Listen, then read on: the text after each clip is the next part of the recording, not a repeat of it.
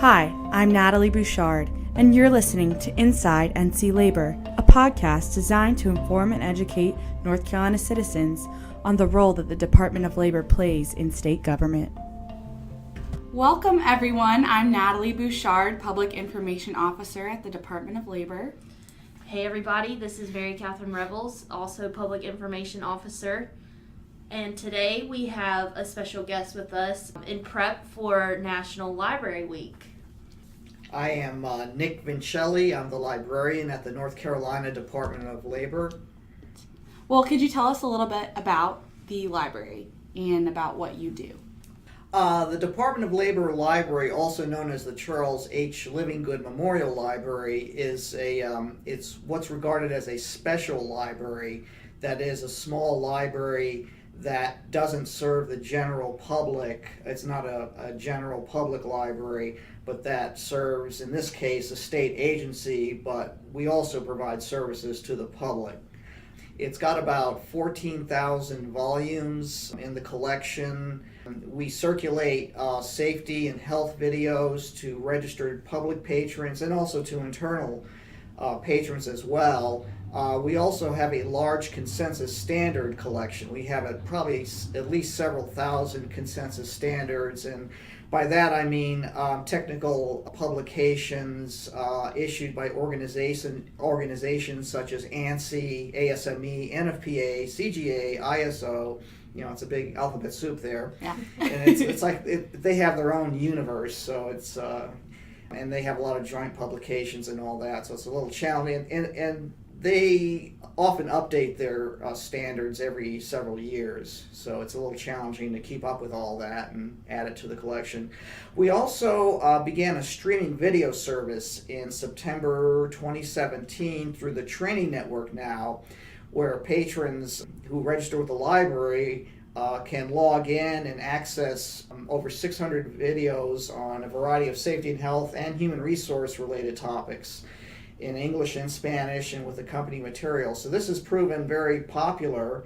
Our patrons use the videos in their training programs for their employees. Train them on various occupational safety and health standards, like bloodborne pathogens, confined spaces, back safety, personal protective equipment. Right. There's a lot of topics. Mm-hmm. Yes. There's a lot of information in there. The library also has a lot of labor-related material, industrial hygiene books that help people prepare for the certifications like ASP, CSP, CIH, CHST. There are many Another more. alphabet soup. OSHT, I think. Very nice. Well, could you go into a little more of the history of the library, if you have a little knowledge on that? Yeah, I believe the library was formed sometime maybe in the 1980s and possibly even prior to that. I think it started out as, a collection of consensus standards that were contributed by various people in the past. And then it started to include slides, safety-related slides that were loaned out to the public, and then VHS tapes. And so it grew over the years. For a long time, it was in the Labor Building, and it got moved to the older Revenue Building around 2000. That was before my time here. I think I'm the fourth or fifth librarian. I know prior to me, it was Mary Jane Slipsky was the librarian for a few years, and prior to her, Catherine Rubin, and then Linda Wolf before her. There might have been someone before Linda Wolf. So how long have you been with the department in that role, Nick? It'll be 16 years in August. Okay. Wow. So I think I'm the longest serving librarian Wow. at this point. Yeah, so you have a lot of knowledge for us. Yeah, I'm learning something new almost every day when I do research for occupational safety and health compliance officers or standards officers. I think I've become a lot more familiar with the OSHA standards, particularly 1910, 1926, and the resources to access, whether print or online, through, like OSHA, NIOSH, NFPA. Sometimes I get questions, I start searching, various places until I hopefully find what that person needs. Yeah, I've also just recently started cataloging our consensus standards. The state library has been cataloging our material for a long time. Well, great. So I know the library is named for someone. Is that correct? Yeah, Charles H. Livengood was a Duke law professor, and we have a portrait of him up in the Stacks area.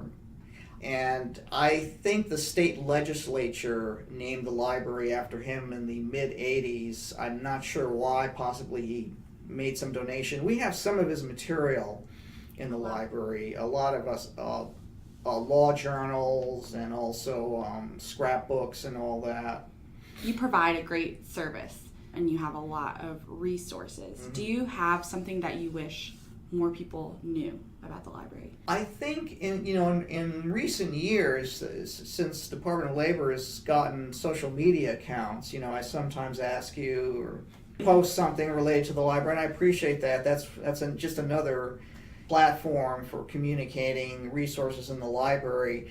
Yeah, I mean, ideally more people in the state would be aware of the services we provide, because even though we have a lot of users and there's a lot of communication through the labor ledger and also ETTA training, newsletter and all that the library has these resources, it would be, I think it's still a very, very small percentage of employers that are aware that the library, provides these resources for free. I know you mentioned you had some interesting interactions with library patrons. Mm-hmm. Do you want to elaborate on any of those?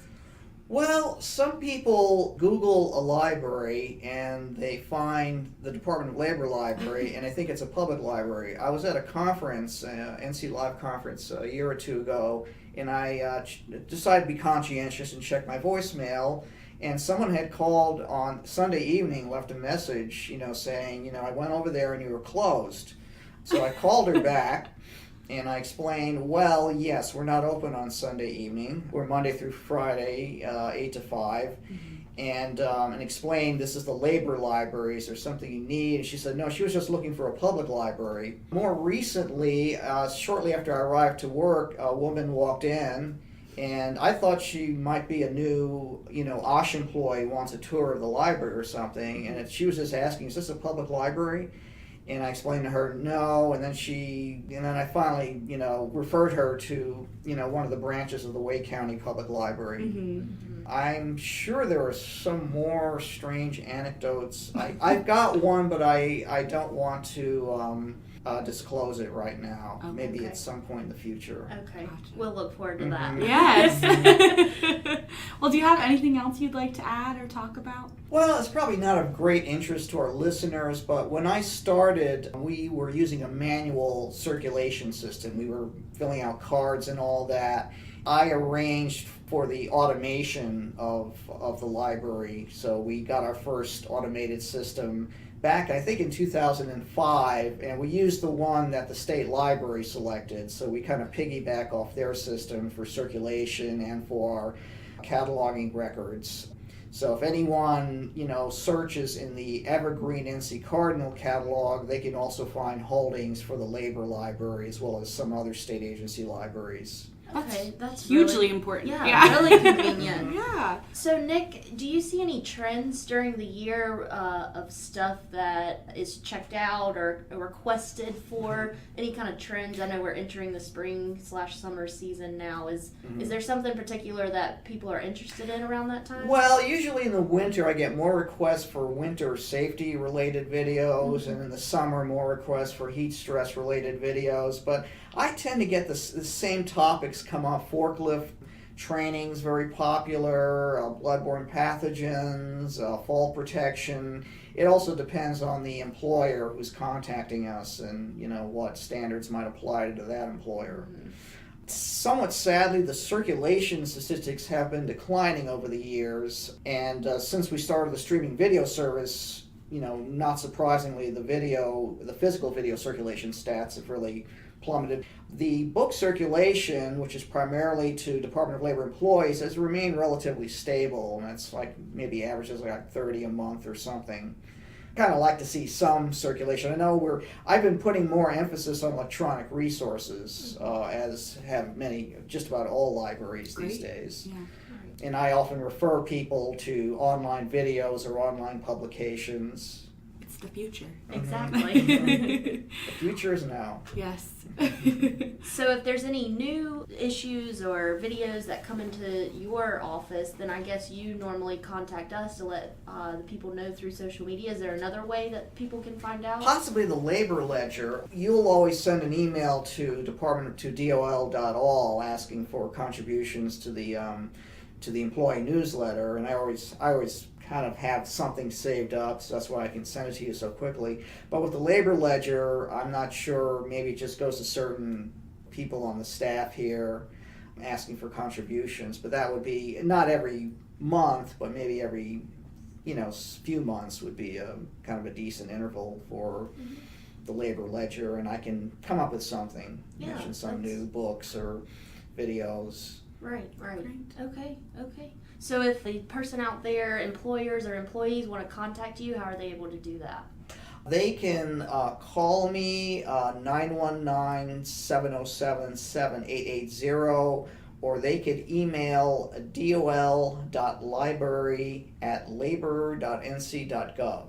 And that email will go not only to me, but to a few other people in ETTA who serve as my backups. One person in particular, Betty, who's been very helpful. She started last year, and she works in ETTA, but she comes up to the library most mornings and assists me.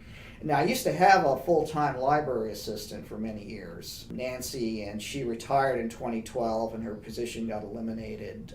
So it was kind of a rough time around that time because I was on my own, and demand was a lot heavier back then.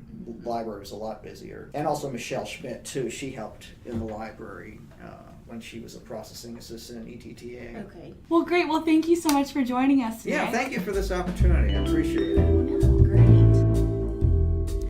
Thanks so much for tuning in, y'all. Remember, your safety is our priority.